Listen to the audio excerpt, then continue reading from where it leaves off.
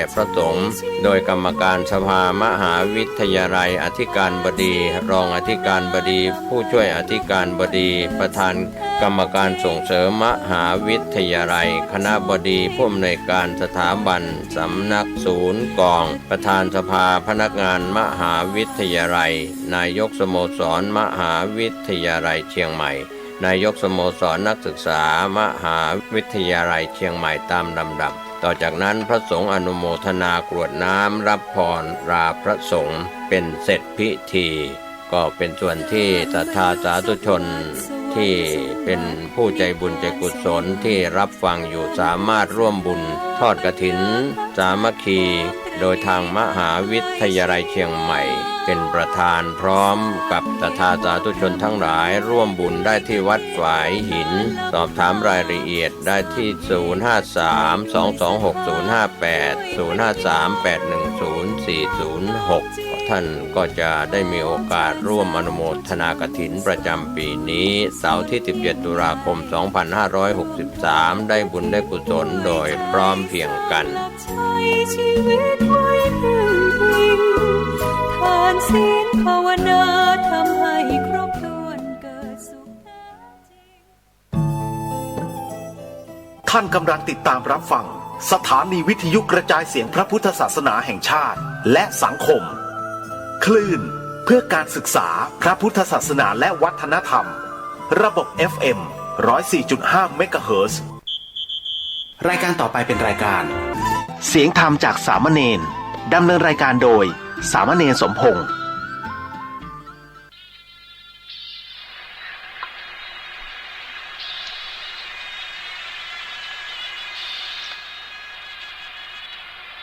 เสียงกลองเสียงกองเสียงมังต่ำเข้า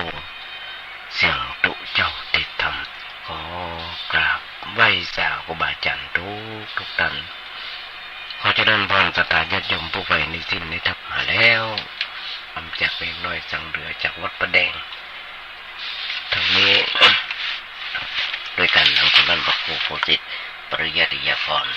เจ้าวัดวัดประตำบลสุเทพเขตหนึ่งเป็นประจำทุกวันพุธจาก10 โมงจนถึง11 โมงเป็นต้นไปจะได้มาภาพสมณเณรสมพงษ์ผู้ดำเนินรายการดำเนินรายการที่วัดประแดงกระจายเสียงมายังสถานีวิทยุ FM 104.5 ของวัดไฟหินโดยที่มีทางวัดไฟหินก็มีท่านพระครูปริยัติยานุศักดิ์เจ้าวัดวัดหินรองเจ้าคณะอำเภอเมืองจังหวัดเชียงใหม่และ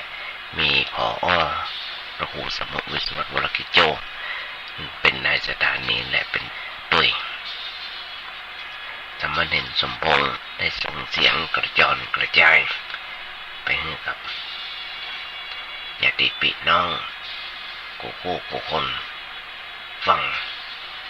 ในอย่างรายการได้เพราะฉะนั้นญาติโยมส่วนธรรมทั้งหลายธรรมภาพเองนั่งจัดรายการอยู่ที่วัดประแดงก็อย่างที่บอกส่งเสียงไปเพราะฉะนั้นพี่ห้องสองน้องห้องหนึ่งก็ขอเมตตาติเตียนติชมเน้นน้อยตัวนี้ได้ทุกเมื่อเช้าวันธรรมภาพตอนแมลง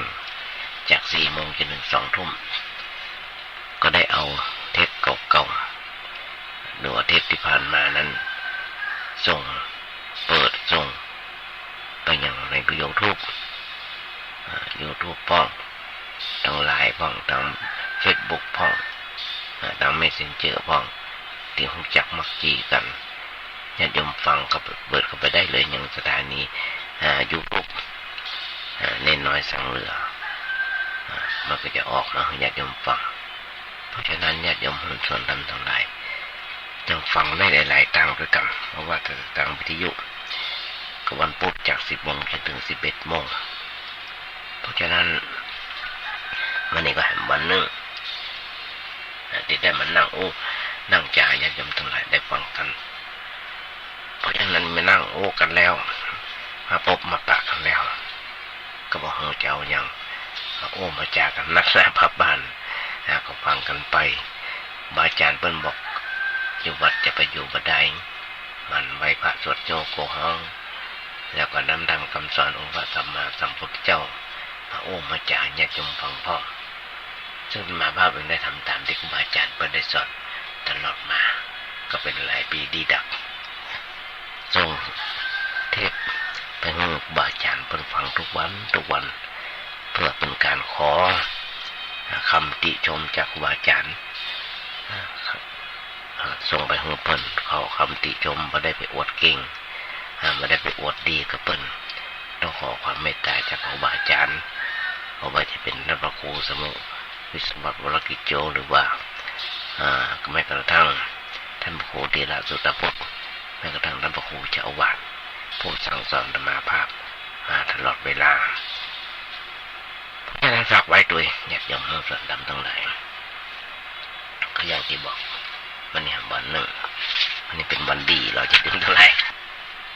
ที่ว่าเป็นวันดีนะคือเป็นวันหวยออกเป็นวันหวยออกเป็นใบหวยออกขอให้โชคดีเหมือนกันทุกตัวทุกคนญาติโยมทั้งหลายธรรมาภาพเองได้เป็นบทกลอนเป็นประจำว่าถ้าโลกนี้มีธรรมประจำที่เมื่อทำดีจะไม่ดีมีที่ไหนมีสุขบ้างทุกข์บ้างช่างประไรเป็นวิสัยของมนุษย์ปุถุชนก็ขยายใจความมันญาติโยมฟังได้หลายปีที่ดักหลายวันหลายอย่างเพราะฉะนั้นญาติโยมคนเฮาทุกเมื่อเที่ยววันถ้ามีศีลมีธรรมเหมือนกันทุกคนเฮาก็บ่เดือดร้อนไม่กันอย่างนี้จะมีการเดือดร้อนไม่กันอยู่เพราะฉะนั้นวันนี้ก็ให้วันที่จะที่จะว่าวันนี้เป็นวันขึ้นแฮม16แฮม14ครับของเดือน12เหนือแฮมเดือน12เหนือแฮม2 3ศีลก็จะออกพรรษาแล้วญาติโยมทั้งหลายแฮม3ศีลแฮม3ศีลซึ่งออกพรรษาวันที่9วันที่2ตุลาถ้าจำไม่ผิดก็ได้แฮม3ศีลเข้าพรรษามันนี้ได้10ศีลนะญาติโยมทั้งหลายเพราะฉะนั้นญาติโยมทั้งหลายก็มาต่อไปเลยเรื่องระยะขยายใจความเรื่องของที่มัตโลกนี้มีธรรมประจำที่มันที่เพิ่นบอกครูบาอาจารย์เพิ่นบอกญาติโยมวันศีลวันธรรมวันพุธกับวันศีลวันนี้แฮม14ค่ำบอกวันศีลไปทำบุญตักบาตรกันโบราณเพิ่นว่าอย่าฝากบุญไว้กับพระอย่าฝากธรรมะไว้กับวัดอย่าฝากทองไว้กับแม่ครัวอย่าฝากสุขภาพไว้กับหมออย่าฝากความรู้ไว้กับครูบาอาจารย์ของทำสิ่งที่ดีๆโดยตัวเก่าจะไปฝากอนาคตไว้กับคนอื่นมันก็หายใจเขาจะต้องหายใจด้วยตัวหูดังเขาเองดีกว่ายืมหูดังเปิดมาหายใจเพราะอย่างพระก็ตายโยมก็ตายมันเป็นอย่างนั้นหรอเพราะฉะนั้นนี่คือสิ่งที่แน่นอนแต่มาวันนี้มาอยากจะฟังในเรื่องของหลักสักเล็กสักน้อยเรื่องของทางหลักธรรม4ประการเป็นพื้นฐานของพระพุทธศาสนาอย่างแรกกรรมมุนาวัตติโกสัตว์โลกย่อมเป็นไปตามกรรมการกระทำจะถึงเป้าหมายได้ด้วยการบริหารจัดการและปัจจัยให้พอดีพอเพียง2พัฒนาพระพุทธศาสนาสอนให้ทำกรรมดีเพื่อพัฒนากายใจและสังคม3จะไปประมาทรู้จักใจสติในการดำเนินชีวิตด้วยความขยันหมั่นเพียรมาปล่อยเวลาให้มันสูญเปล่าเพื่อเรียนรู้เกิดปัญญาและปกป้องร่างกายจิตใจและสังคมจากพยานอันตรายในรูปแบบต่างๆ สี่อิสระทางใจมีใจที่เป็นสุขมีใจที่เป็นสุขหมดทุกญาติโยมทั้งหลายอิสระมาพร้อมกับตนเป็นที่พึ่งแห่งตนนั่นหมายความว่ารู้จักดูแลจิตใจของตัวเองโดยไม่ต้องมาพึ่งพาคนอื่นหรือว่าไม่ต้องมาพึ่งพาสิ่งภายนอกญาติโยมก็จะหันได้ว่าทุกเมื่อเช้าวันนี้เขาจะหันได้วัดวาศาสนาต่างๆหลายอันหลายอย่างก็จะหันได้หลายอันหลายอย่างที่ว่าหลายอันหลายอย่างนั่นคือว่าทุกเมื่อเช้าวันเนี่ยญาติโยมน้องกึกกระดึกไอ้ไข่ซึ่งเป็นกุมารทองโอ้มีเหี้ยกูวัดกูว่ามันเดี๋ยวนี้นะมันเป็นอย่างแต่ที่แท้ที่จริงแล้วก็บอกว่าจะยังไงหลายอันหลายอย่างเลยสิ่งสำคัญที่สุดวันนี้ก็ดังใครจะดังทำแล้วลองย้อนรอยถอยความไปก่อนจตุคามรามเทพปลุกเสกกันทุกวัดมาว่าทางใต้ว่าทางเหนือให้เห็นเต็นแต่กับปู่เจ้าจาก5 บาทจนถึงเป็นร้อยเป็นพันเป็นหมื่นถึงแปลงมาตันพอแปลงมาตันปุ๊บเอาไปกล่องขายกล่องกันเอาไปกล่องเอาไว้ตรงกลางวัดท่านก็ญาติโยมทั้งหลายตนแลเป็นที่พึ่งของตนเป็นอย่างอันดอกเป็นอย่างอันก็ตนแลเป็นที่พึ่งของตนมันก็เกิดมันจะเป็นที่พึ่งของตนได้ยังไงญาติโยมก็ลองเกิดกันฉะนั้นนี่คือเหตุและผลที่ที่จะให้ญาติโยมฟังที่จะให้ญาติโยมฟังคนเฮาเนี่ยญาติโยมทั้งหลายเมื่อมีอิสระทางใจที่เป็นสุขมันหมดทุกข์ปนหนึ่งบอกมันต้องมันจะต้องพร้อมมันต้องพร้อมคือพร้อมอย่างพร้อมกับว่าตนแลเป็นที่พึ่งของตนนั่นหมายความว่ารู้จักดูแลจิตใจของตัวเก่าดีมันต้องมาพึ่งพาสิ่งภายนอกอิสระจากความกลัวความโกรธความหลงอิสระเป็นอิสระจากความหลงผิดจากความโง่งมงายอิสระจากความยึดมั่นถือมั่นอิสระด้วยสติปัญญาโดยการรู้หันและเข้าใจโลกและตรงตัวเก่าตามที่มันเป็นจริงสติปัญญาทำให้มีกำลังใจอิ่มใจสงบใจและมีสมาธิมีทักษะใจชีวิตที่ลงตัวเอาห่วงหน้าพะวงหลังเป็นประโยชน์ทั้งแก่ตัวเก่าและคนอื่นญาติโยมเรามาคิดก่อนเถอะถ้ามาบอกญาติโยมเป็นประจำญาติโยมมาเป็นประจำว่าวันนี้กับวันหน้าที่ต้องแปรเปลี่ยนยุคโควิดหลายธุรกิจที่ล้มละลายยุคโควิดหลายธุรกิจล้มละลายเสียหายกันเป็นบันไม่ใช่น้อยแทบจะทุกธุรกิจบางคนเดือดร้อนร้อนไหม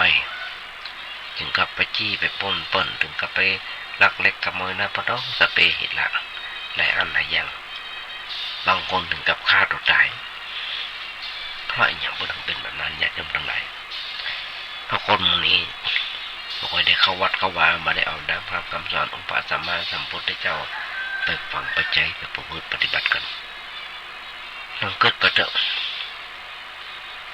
เรื่องธุรกิจล้มละลายหนี้สินทุนหัวผัวมีเมียน้อยเมียนอกใจลูกเขียนว่าจกเลาะตกงานตกรถปลดตำแหน่งปลดอำนาจเรื่องราวเราเนี่ยญาติโยมทั้งหลายยึดถือกันว่าเป็นเรื่องที่ใหญ่โตมโหฬารแต่ถ้าเอามาเปรียบ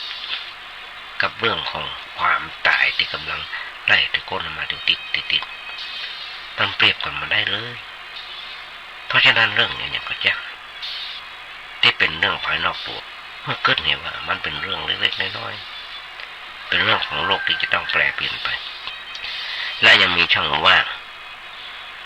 ยังมีช่องทางอื่นๆแถมนักหนาป่าป้านที่จะแก้ไขเพียงแต่เราต้องเอาสติปัญญาเข้าไปแก้แต่อย่าเอาการฆ่าตัวตายเข้าไปแลกมันคิดไว้เสมอว่ามันมีสิ่งใดๆที่จะทำให้เราเป็นทุกข์ได้นอกจากการคิดผิดของเขาเองถ้าเราคิดผิดความทุกข์ก็เกิดขึ้นถ้าเราคิดถูกเขาก็จะบ่เป็นทุกข์บ่หมดได้เพราะว่าการไหว้วอนญาติโยมทั้งหลายทุกข์หมดได้ด้วยการไหว้วอน ต้องพยายามอยากมันเป็นเรื่องเราต่างๆต้องเป็นไปตามใจของเขาแต่ถ้าเกิดเห็นว่ามันจะเกิดเรื่องดีหรือว่าเรื่องร้ายเขาพยายามหาวิธีการแก้ไขให้ดีที่สุดแก้ได้ก็เอาแก้ไม่ได้ก็เอาจะจำลองทุกคนให้ดีแก้ได้ก็เอาแก้ไม่ได้ก็เอาทำไมอ่ะ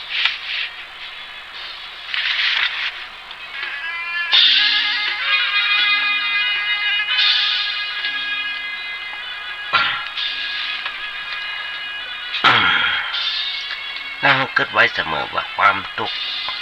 ความกระกลุ่มมันจะหมดลงไปมันจะหมดลงไปได้อย่างน้อยๆมันหมดด้วยการไหว้วอนบนบานศาลกล่าวขอเทพเจ้าขอไอ้ไข่ขอด้วยเทพเจ้าทันใจมันก็บ่ทำให้เราเป็นทุกข์ตั้งใจมันหมดสิ้นไปได้นอกจากเราจะต้องมีสติปัญญาคือมีการคิดอย่างถูกต้องในเรื่องนั้นซึ่งความทุกข์ใจจะหมดสิ้นไปได้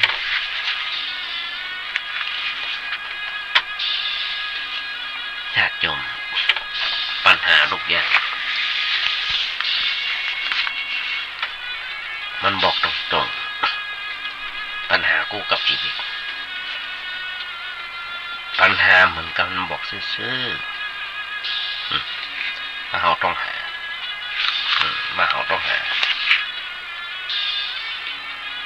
อย่างไร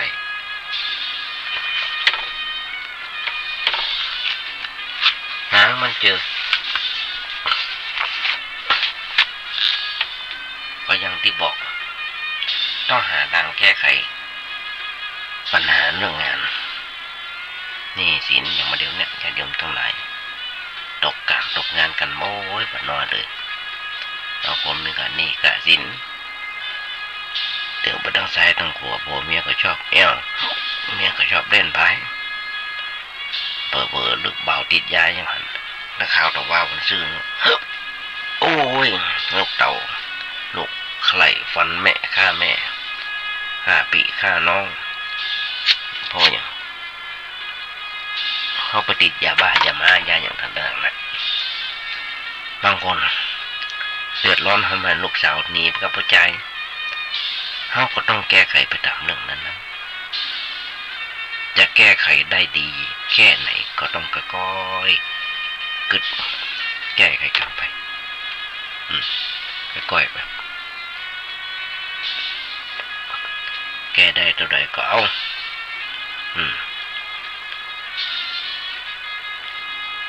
แต่เขาจะต้องเข้าใจด้วยว่าปัญหาเราเนี้ยจะแก้ไขได้สักเท่าไหร่มันก็มันมีวันหมดไปจากโลกจากชีวิตของเขาเพราะอย่างเพราะมันเป็นเหมือนกับปัญหาโลกแตกที่แก้กันสักเท่าใดก็มีวันหมดมันสิ้นและนับบันจะยุ่งเหยิงซับซ้อนหนักขึ้นติดปัญหาในเรื่องในของเรื่องบางเรื่องนะถ้าเรากึดหนักเกินไปกึดเนี่ยจนเครียดให้ระวังไว้ให้ดี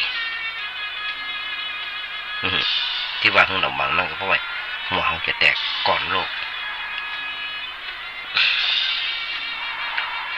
โบราณพนมบอกอย่าดมทั้งหลาย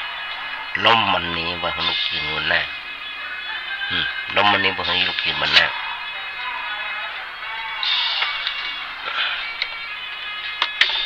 ลมมันนี้ว่าให้ลูกยืนบนหน้ามันต้องประสบกับปัญหาชีวิตจากเรื่องใดๆก็ตามจนถึงขั้นทำให้เขาต้องล้มทั้งยืนอย่างมาเป็นท่าแต่เขายังอย่านอนอย่ายอมพ่ายแพ้ต่อมันต้องคิดเหี่ยว่าเขาล้มละลายวันนี้แต่ล้มเพื่อการพักยกชาร์จแบตก่อนมันจะและพร้อมที่จะลุกขึ้นยืนต่อสู้อย่างแข็งแกร่งในวันต่อไปเขาล้มได้แต่อย่านอนอย่าสิ้นหวังเขาล้มวันนี้แต่ล้มเพื่อลุกขึ้นยืนบนหน้าต้องกึศเนี่ยว่าตอนเนี้ยเขาเปรียบเสมือนต้นไม้เมื่อมันถึงฤดูกาลเปลี่ยนใบญาติโยมมาพอดีวัดประแดงวัดประแดงกำลังโล่นมันก็ผัดใบเปลี่ยนใบเกลี้ยงต้นเลยจีวันมันเกลี้ยงต้นเลยแต่เมื่อถึงฤดูกาลไม้มันมาเยือนมันกลับผลิดอกออกใบเต็มต้นน่าอัศจรรย์น่าแปลกกึศเป็นเขาต้องกึศเป็นแบบเหมือนต้นไม้อย่างได้จริงๆจี้แจกอกก็ย่ำพอมีตุกว่าอย่างถ้ากึศไปกึศเป็นกึศดีกึศอย่างมีสาระชีวิตเหมือนกันร่องเรือญาติโยมทั้งหลายคนเราทุกเมื่อเจ้ามันชีวิตทำธุรกิจคนทำงานต่างๆในทุกระดับชั้นหรือแม้แต่นักการชีวิตของครอบครัวของเราแม้แต่การใช้ชีวิตในครอบครัวของเรามาตั้งอะไรอย่างก็การร่องเรืออยู่สู่ทะเลเพื่อจะไปจับไปยับเอาปูเอาป่าคนเฮานั่งเรือออกทะเลก็ต้องพบปะเจอกับมรสุมเป็นธรรมดามีทั้งขึ้นลมแรงและพายุฝนที่ตกกระหน่ำมันกันญาติโยมทั้งหลายเขาจากบ้านจากยองมาทำงานในต่างจังหวัดจากภาคอีสานเข้ามาในกรุงเทพจากเชียงใหม่เข้าไปในกรุงเทพเพื่อไปหาการหางานทำมันก็ต้องเจอมรสุมเหมือนกันเป็นของธรรมดาแต่มรสุมเหล่านั้นก็ไม่ได้เกิดขึ้นเสมอไปเพียงแต่เกิดขึ้นชั่วคราวเท่านั้นแต่เมื่อเรือมันยังมาแตกมาจมลงเขาก็ยังสามารถหาปูหาปลาที่บ้านเลี้ยงชีพชีวิตต่อไปได้เหมือนกันชีวิตของคนของธรรมตายเหตุเดียวยังมีชีวิตจิตใจอยู่กับทุกสู้ตามกันต่อไปมันมาแย่ทุกตลอดปีตลอดชาติทุกชีวิตก็เช่นกันย่อมต้องประสบกับปัญหาก็อย่างที่บอกมึงกับเขาร่องเลือดออกทะเลอย่างแน่นอนอยู่แล้วเพียงแต่เขาบอกวาดวิตกจนเกินไปมีความอดทนในการต่อสู้ชีวิตใช้สติปัญญาแก้ไขปัญหาที่เกิดขึ้นโดยใจที่สงบเย็นเขาย่อมชนะอย่างแน่นอนแต่เขาคิดไว้เสมอถึงแม้เขาจะมีหนี้สินล้นพ้นธนาคารแต่เขาเป็นหนี้เพียงแต่ทรัพย์เพียงแต่ด้วยทรัพย์ส่วนชีวิตของเขาไม่ได้เป็นหนี้ไป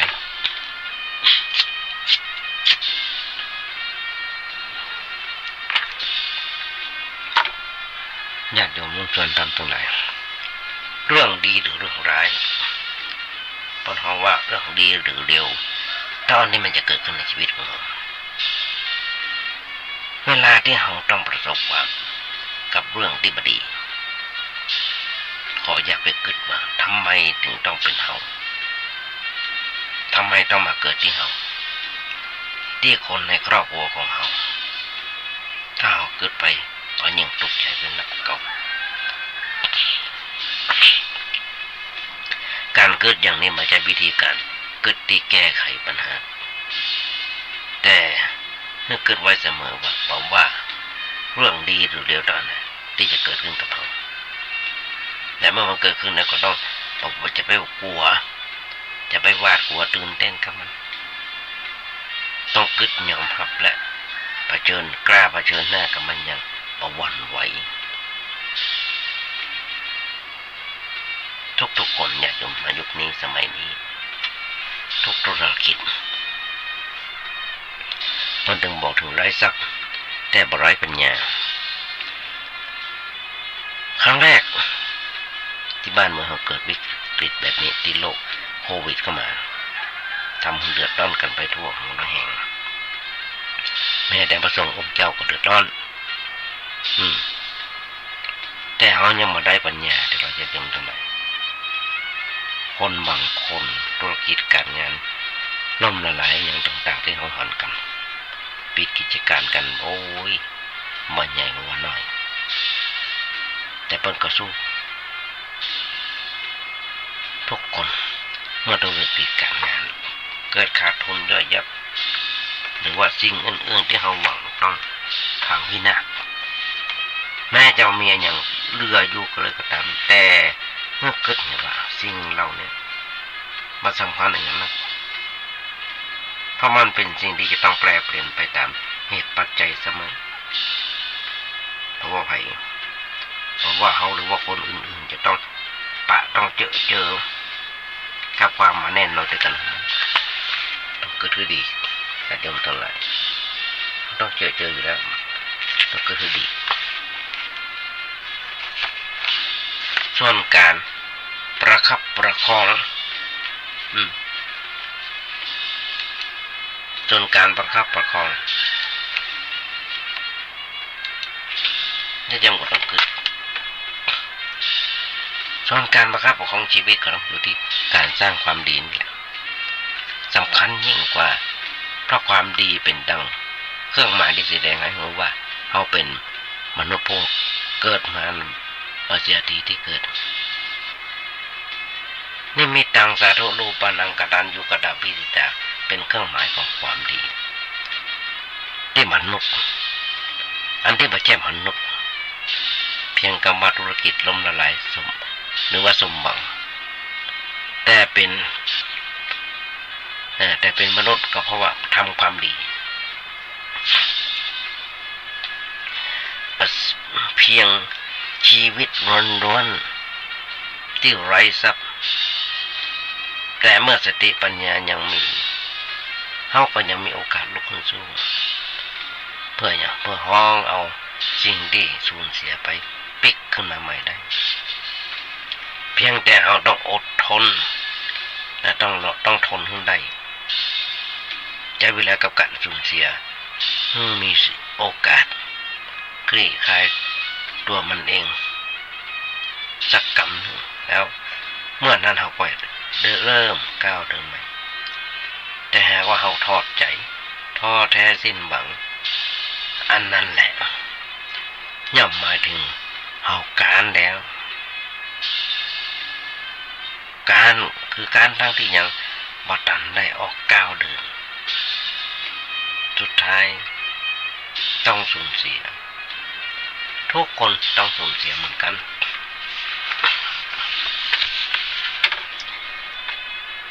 เขาหันกันอยู่ทุกเมื่อจะวันเช่นกันบวงสรวงหรือว่าบนบานศาลกล่าวกับสิ่งศักดิ์สิทธิ์มันกู้กับคนไทยเข้ามาญาติโยมทั้งหลายมาว่าต้นกล้วยว่าจอมปลวกแม้กระทั่งหลักกิโลแม้กระทั่งหลักกิโลโอนลามไปเหี่ยวอย่างสเปเห็นละที่เขาได้หันกันไหว้วอนสอนบนบ้านศาลกล่าว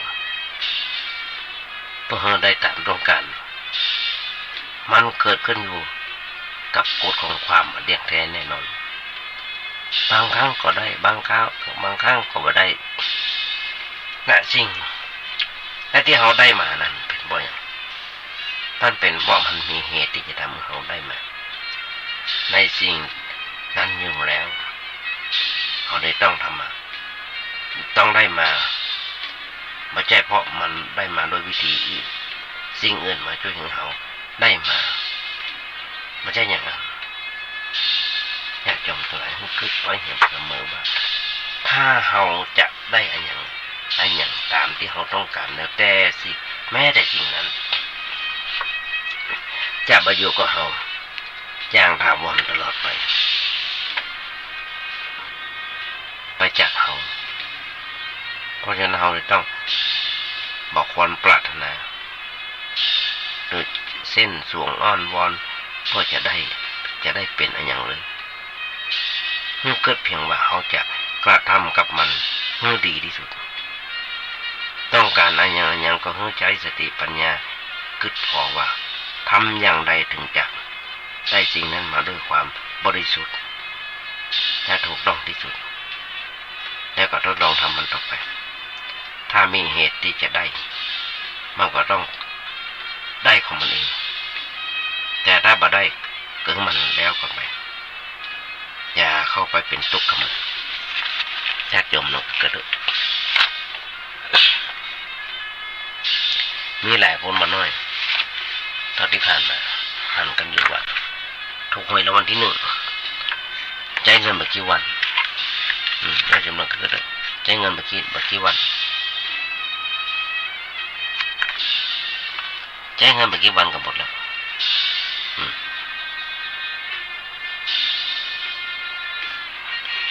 ทุกคนนะอยากจะได้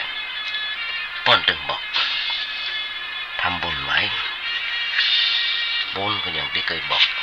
ที่เคยอู้อยากจะฟังมีหลายอย่างหลายอัน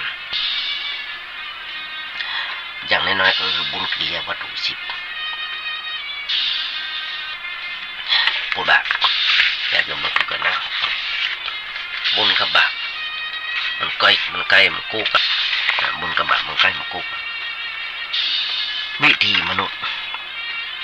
คือผู้บอกให้สถานะของเขาว่าโลภะโทสะโมหะจิตมนุษย์ในโลกมีสภาพเหมือนกับมีโลภะโทสะโมหะเป็นเจ้าเหือน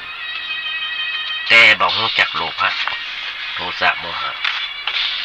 ในชีวิตประจำวันจิตใจของคนเต็มไปด้วยความฟุ้งซ่านกึดหนักหงุดหงิดน้อยใจเสียใจรำคาญใจบ่พอใจทนอะไรอย่างมาได้โคตรเกลียดอาฆาตพยาบาทจองเวรมีแต่ความต้องการบ่มีที่สิ้นสุดซึ่งเป็นไปในกรรมกินเกียรติฟุ้งเฟ้อทะเยอทะยานเรียกร้องเหตุผลเรียกร้องผลประโยชน์ของตัวเก่าเอารัดเอาเปรียบคดโกงคอร์รัปชันหันถึงวันแดดจมตัวไปพอเบียดเบียนคนอื่นมีความกลัวเช่นกลัวฟ้าผ่ากลัวฟ้าผ่าห้องสะปะที่กลัวตายกลัวเจ็บกลัวมีจะกินสำคัญกลัวมีบุญกุศลกลัวเหนื่อยกลัวลำบากกลัวความทุกข์กลัวทรมานจิตใจงุดหงิดฟุ้งซ่านเครียดอยู่ตลอดเวลาถ้ายามรับกับวันแม่ยามรับกับวันถ้าบ่เกิดทางกายก็เกิดทางวาจาบ่เกิดทางกายวาจาก็เกิดทางใจอย่างต่อเนื่องตลอดเวลาชีวิตประจำวันล้วนแต่มีแต่อกุศลอยากจะมุ่งตนทำตรงไหนโอกาสที่คนเราจะสร้างกุศลมันมีน้อยนิดโอกาสจะได้เป็นกุศลที่ถูกต้องก็ยากเพราะอย่างพ่อบอกให้ได้ศึกษาในคำสอนองค์พระสัมมาสัมพุทธเจ้าเลยบอกจักกุศลเพราะฉะนั้นอาจทำอันอย่างก็ได้จะทำให้ได้บุญหนักได้อานิสงส์หนักก็เป็นไปได้ยากโอ้หวังอยากอยู่กุศลตามหลักของพระพุทธเจ้าบอกคือกุศลละจิตกุศลละจิตกุศลจิตเนี่ยมาทำงานกับโสภณเจตสิกคือกุศลเจตสิกตัวที่มาเป็นทำงานกับจิตเป็นฝ่ายกุศล ทำงานกรรมทำงานกันและออกมาเป็นทำงานแบบกุศลเช่นหลายๆคนที่ท่องบทอิติปิโสภควาท่องบทอิติปิโสภควาถ้าเฮาท่องมาได้ก็แสดงว่าเจตสิกยังมาได้ยังมาได้นำไปเก็บไว้ในจิตใจยังไม่เสร็จมันมีสัญญาออกมาถ้าอยู่ในจิตแล้วเขาจะจำได้และท่องออกมาได้เวลากุศลและจิตทำงานกับกุศลและเจตสิกในเรื่องบุญกิริยาวัตถุอันนั้นคือโดยอาศัยโรคไปกระทบไปกระทำความดีนั้นออกผลของการกระทำนั้นคือผลของมาบุญหรือว่าบุญกิริยาวัตถุแต่ถ้าอกุศลละจิตทำงานกับอกุศลละจิตสิกผลของว่าทำงานแบบอกุศลมาทำงานกับโรคเช่นไปหลักของเปิ้นฆ่าสัตว์ตัดชีวิตผลของว่าบาปญาติโยมทั้งหลายขอเป็นคนอวดหูสักหน่อยเอาตามในหนังสือเปิ้นเนอะบุญกิริยาวัตถุแยกสับออกเป็นบุญบวกกิริยาบวกวัตถุบุญมาถึงมหากุศลจิตนะบุญคือความอิ่มเอิบใจอู้กันง่ายๆแต่อู้แบบบาอาจารย์เปิ้นบอกว่าบุญมาถึงมหากุศลจิตกิริยามาถึงมหา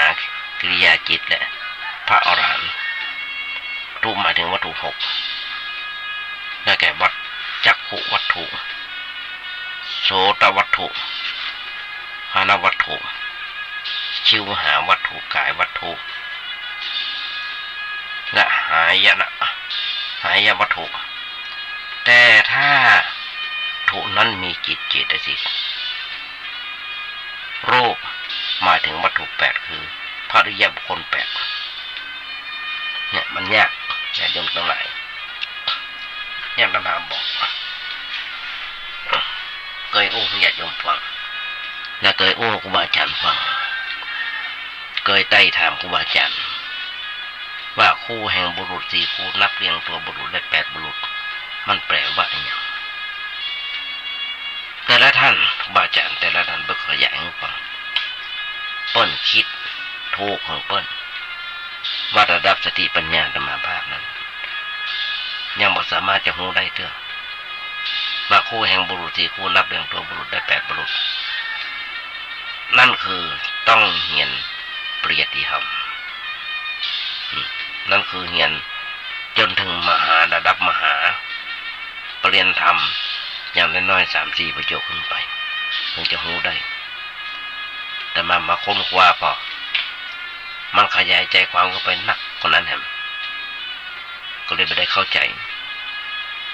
มาวันนี้เลยเข้าใจมาพ้องน้อยๆไม่ได้เข้าใจอย่างนักหนาป้าอย่างเปิ้ลอธิบายในเรื่องบุญกิริยาวัตถุสิบญาติโยมเราคือเกิดบุญกิริยาวัตถุสิบได้แก่1 ทาน 2 ศีลไมยภาวนาไมยปัจจอภัจจไมยบุญสำเร็จด้วยการบริจาคทานถูกต้องตามพระธรรมวินัยทานน้ำไมยบุญสำเร็จด้วยการบริจาคทานน้ำไมยบริจาคทานไผก็จ้างญาติโยมด้วยวันโภคเป็นวันพระวันนี้ทำกับข้าวกับปลาเตรียมไว้แล้วหรอกวันโภคจะไปทำบุญสุนทานเอาใส่ตู้เย็นไว้เอาใส่ห้อยไว้อย่างต่างๆตกมาเมื่อคืนแม่เจ้ามาจะไปใส่บาตรตกมาเมื่อคืนหนูเอาไปกินเนี่ยแม่เอาไปกินเนี่ยเกิดโมโหขึ้นมานั่นคือบาปสัตว์กินเป็นบุญคนกินเป็นทานแล้วไปเนี่ยเท่ากันอย่างเขาก็ได้บุญทานก็คือได้บุญรักษาศีลก็คือบุญรั รักษาศีลเปิ้นว่าศีลละใหม่ปุ้นสำเร็จด้วยการรักษาศีลถูกต้องตามธรรมวินัยพระธรรมวินัย3ภาวนาใหม่บุญสำเร็จด้วยการเจริญภาวนาถูกต้องตามพระธรรมวินัยอปัจจยมันมาปัจจยนามัยบุญสำเร็จด้วยการนับน้อมอ่อนน้อมถูกต้องตามธรรมวินัยท่านก็ญาติโยมมือตนดำนั่นแหละเขาจะหันได้อย่างเงี้ยที่บอกให้ญาติโยมฟังมาดูนะเขาก็จะหันได้ก็มีหำนักหนาป่าบ้านคนเฮาทุกคนทุกเมื่อชาวบ้านมีมรดกทางกายเหมือนกันทั้งนั้นเขาจะไปทำบุญก็มีมารนั่นคือเป็นมรดกทางกายของมารที่บอกนั่นคือโรคภัยไข้เจ็บมีเหมือนกันทุกคนแต่เขาจะต้องถึงแม้ว่าเขาจะต้องมาเผชิญอยู่กับโรคภัยไข้เจ็บอย่างสังคมรังเกียจหรือมาเจ็บไข้ได้ป่วยด้วยโรคอย่างต่างๆก็ตามอย่างประเด็นนี้โรคโควิดอย่างนั้นก็ตามเขาขอยากึดยากึดที่จะหายจากโรคนี้จะไปกึดหายจากโรคนั้นเพราะอย่างเพราะมันจะยิ่งทำให้เขาเป็นทุกข์หนักเข้าไปแต่กึดเนี่ยว่าเขาจะรักษาโรคเป็นไปตามเรื่องของมันบางทีก็หายบางทีก็ไม่หายอย่างไรก็ตามถึงแม้เขาว่าเป็นโรคนี้เขาก็ต้องตายอยู่แล้วเพราะฉะนั้นไม่จำเป็นต้องเสียใจหรือว่ากลัวต่อโรคนั้นธรรมภาพเมื่อ2-3 อาทิตย์ก่อนมันเจ็บเขี้ยวถึงทางนอกถึงทางหน้าทางหลังทางในอยากจะไปถอนฟันโทรศัพท์ไปหาคุณหมอเปิดไปโทรไปหาที่โรงพยาบาลถามว่าวันเสาร์วันอาทิตย์นี่ว่างคิวว่างก็คุณหมออยู่ก็คิวเต็มหมดจนถึงอาทิตย์หน้าก็ต้องทนต่อไปนะก็ต้องเจ็บเขี้ยวทนต่อไปเกี่ยวเข้า1หายบดีก็เจ็บโดนมาแต่งเกี่ยวครบมาแต่งมาได้ก็เจ็บเขี้ยวมันคอนอยู่เนี่ยญาติโยมทั้งหลายหล่อนกับหล่อนอย่างได้ก็เป็นอย่างใดโอ้จะเนี่ยอย่างใดต้องไปให้หมอถอนออกจะเอาจะละให้มันออกหล่อนคนเดียวก็ไม่ค่อยไหวเพราะฉะนั้นร่างกายของคนเราเป็นที่อยู่ของโรคนานาชนิดทุกชีวิตที่เกิดมาน่าจะเป็นเศรษฐีบอกว่าจะเป็นเศรษฐีพันล้านหรือว่าขอทานล้วนแต่ต้องเป็นโรคด้วยกันทั้งนั้นเพราะฉะนั้นจะไปตกใจญาติโยมทั้งหลายเขาจะขัดได้เศรษฐี100 ล้านพันล้านนอนหลับตายิบโรงพยาบาลนะครับบนเตียงไม่ได้ใจเงินใจทองญาติโยมเกิดมีหลายคนหลายท่านด้วยกันเขาจะหันได้ทุกเมื่อเจ้าวันบางคนก็ดื้อก็ด้านโรคโควิดเข้ามาในประเทศไทยคนตายไป40-50ที่เป็นมันน้อยเลยหลายร้อยเลยหลายพันตัวที่กำลังรักษาอยู่ก็มีเพราะฉะนั้นที่กำลังเป็นอยู่บอกโดยหัวกึศเนี่ยว่าความมีโรคภัยเป็นเรื่องปกติธรรมดาที่ทุกคนเกิดมาจะต้องได้รับโรคเป็นมรดกเหมือนกันทั้งนั้นญาติโยมที่โอ้นี่ญาติโยมก็ขอโอ้เรื่องส่วนตัวให้สักหน่อยวันหนึ่งเป็นครั้งที่3เป็นวันที่3แต่มาเองมันเลยเลข6โรคปากเจ็บเต็มตัวมีถึงความดันมีเส้นเลือดในสมองตีบสปะพ่อพี่สาวมาพาไม่ได้ปากันมา30-40 ปีได้ปากันในอายุของมาภาพได้ปากับเปิ้ลมันเมินที่สุดบักเกิน3 เดือนเมินที่สุดก็คือบักเกินชั่วโมงแต่อู้ได้จากกันตอนมาบทอยู่นี่เปิ้ลมาหาอยู่เตื้อเดียวบทวันนี้34 ปีเปิ้ลมาหาเตื้อเดียวก็อยู่ประมาณสักครึ่งชั่วโมงหรือ หลังจากนั้นก็พลิกไปเมืองนอกทำงานแต่งงานอยู่เมืองนอกจนเมื่อวันที่3 สิงหาที่ผ่านมานะครับข่าวตายแล้วได้ฟังแล้วนะเพราะฉะนั้นเนี่ยญาติโยมทั้งหลายโรคภัยไข้เจ็บมันมาแน่อายุได้68ต้นหนึ่งแก่กรรมแล้วมันมาแน่ญาติโยมทั้งหลายบางคนนอนอยู่โรงพยาบาลกับคนร่างกายแข็งแรงเดี๋ยวไปไหนมาไหนได้แต่ตายก่อนตายก็เหี่ยก่อนคนนอนอยู่โรงพยาบาลในตระกูลเดียวกันทุกวันเพราะฉะนั้นโรคทุกชนิดมันมาเกิดขึ้นแล้วมันก็ต้องทำให้มันและมันก็ทำให้เราไม่สบายคือมีความทุกข์กายก็เหมือนกับว่าคล้ายๆกันหมดแต่เอาไปกลัวไปตกใจกับชื่อที่มันสมมติขึ้นมาทั้งนั้นเกินเหตุไปบางทีเลยทำให้เราเกิดความทุกข์ทางใจเกิดขึ้นมาซ้อนกันขึ้นมาแหมจันหนึ่งจนกลายเป็นว่าเขาเป็นโรคทั้งทางกายและทางใจไปพร้อมๆกันญาติโยมเราก็คือดีนะถึงเขามันเป็นโรคเขาตายอยู่แล้วมันต้องไปเกิดอย่างนั้นนะมันก็เกิดบางคนมายุคนี้สมัยนี้เขาจะหาได้ดีเป็นโรคเอดส์โรคมะเร็งโรคหัวใจเนี่ยเมื่อกี้วันที่ผ่านมาดาราหนังคนดาราทีวีคนหนึ่งที่เขาจากกับคุณอ้อยหรือว่าคุณกัญจนาได้เสียชีวิตไปโดยโรคหัวใจท่านก็ใจจงทั้งหลายแม้เขาจะเป็นโรคเอดส์หรือว่าโรคมะเร็งร้ายหรือว่าโรคอื่นๆก็ตามพยายามกึดให้เกิดว่าพยายามกึดให้เกิดการท้อแท้พยายามกึดให้เกิดการท้อแท้หรือว่ากึดน้อยใจในโชคชะตาเป็นอันขาด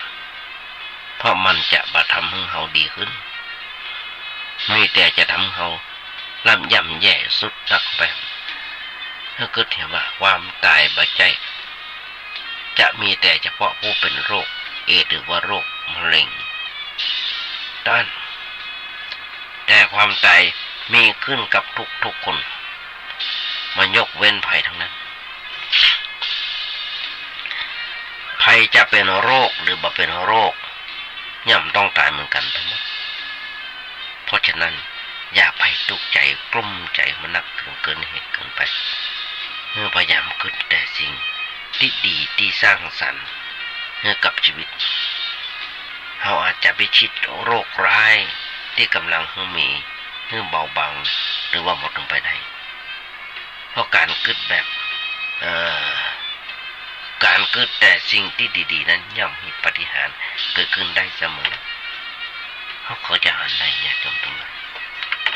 บางคนเป็นโรคมะเร็งไปกินนั่น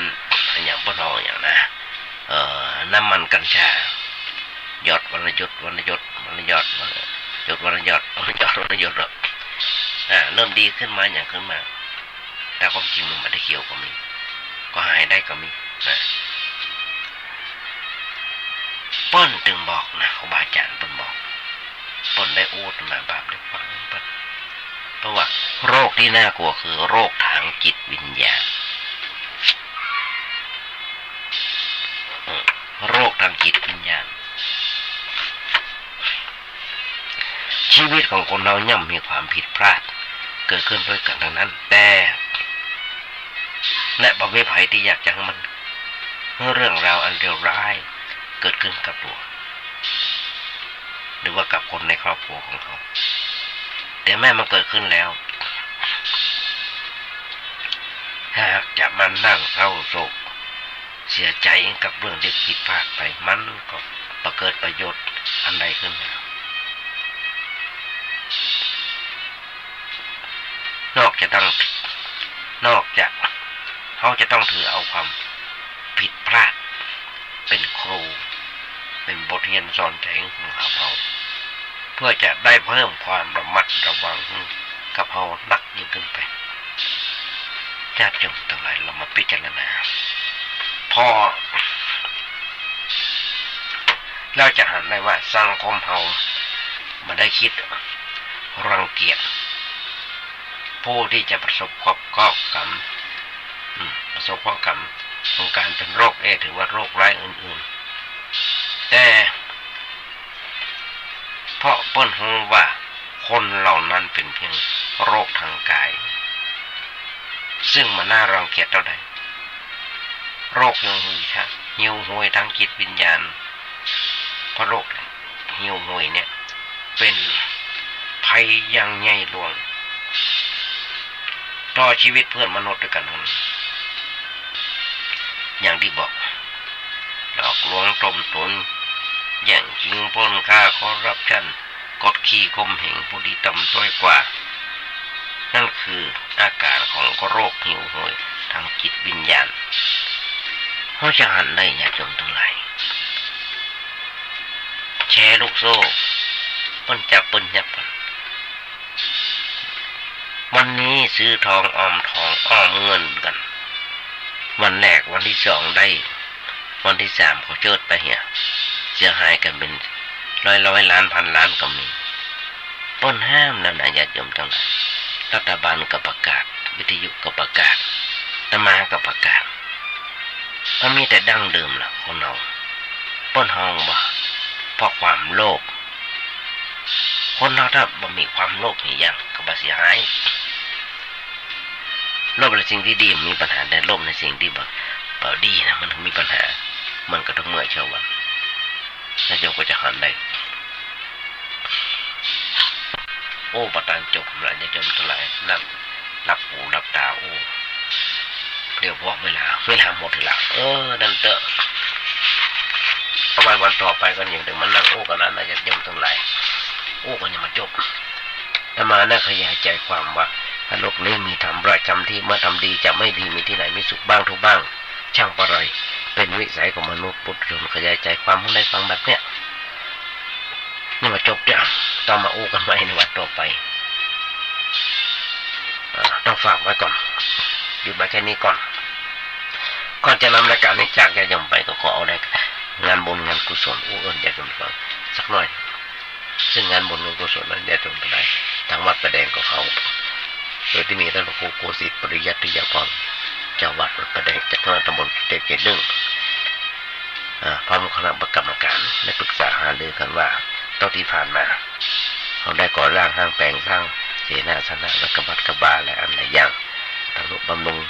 ปรับปรุงซ่อมแซมก็เสร็จสำเร็จรุ่งไปหลายอันหลายอย่างตอนนี้ยังเหลืออยู่อย่างนึงคือบันไดหน้าจะต้องมีการไปกันแปลงตอนนี้กำลังรอคณะวิศวกรรมกำลังออกแบบว่าจะใหญ่ในกันแปลงยังไงกันฝากโอ้เอิญญาติโยมทั้งหลายร่วมทำบุญสุนทานด้วยกันมีคนมาทำบุญสุนทานหลายคนละแต่บางคนก็ยังกำลังตั้งใจกำลังกึศเพราะฉะนั้นโทรศัพท์ไปถามท่านครูจังหวัดเลยเป็นกระเบื้องสักแผ่นกาเกล็ดหนักสักเกล็ด1 กาปูนสักแก่นกาบดินกีสักแก่นกาสักก้อนกาโทรศัพท์ไปถามไปบอกคนไหนไปถามคนใดละเอียดกับคนไหนเบอร์โทรศัพท์ก็มีอยู่มา0818815690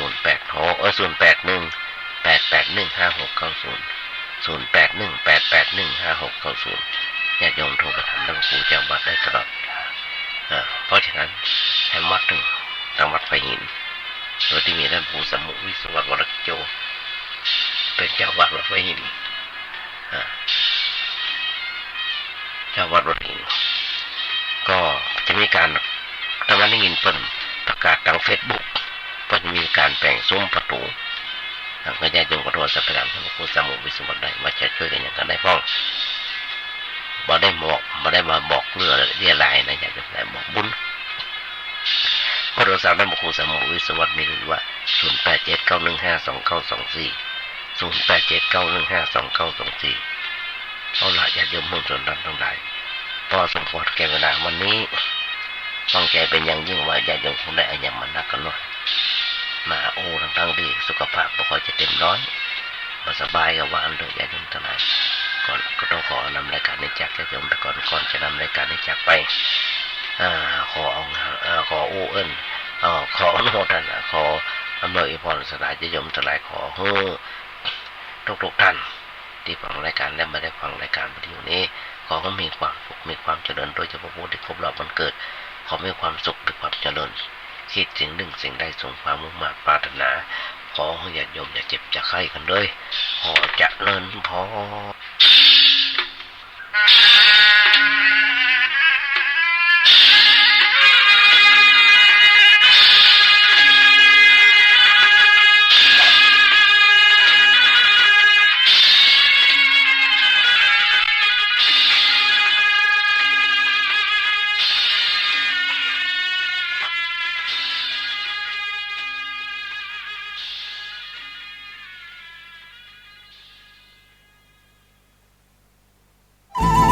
ที่จบไปแล้วนั้นเป็นรายการเสียงธรรมจากสามเณรดำเนินรายการโดยสามเณรสมพงษ์ กฐินทานคือสังฆทานบุญทานยิ่งใหญ่ ข่าวสารเพื่อการประชาสัมพันธ์ขอเชิญร่วมทำบุญเป็นกฐิน